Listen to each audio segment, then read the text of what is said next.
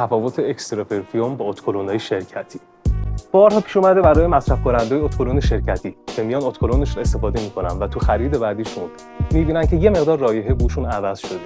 کاملا این دلیل موجهه. شرکت‌های اتکلون سازی همیشه از یک نوع پرفیوم استفاده نمی‌کنن و شاید این پرفیوم به اسانسی که گرفته بودن دیگه گیرشون نیاد و لزوما امکان نداره که همیشه از یک نوع پرفیوم بتونن استفاده بکنن. اما توی اکسترا پرفیوم ها ما خودمون انتخاب می‌کنیم که از چطور پرفیوم‌های استفاده بکنیم و اگه بخوایم تغییری توشون ایجاد بدیم حتما به خودتون اطلاع میدیم.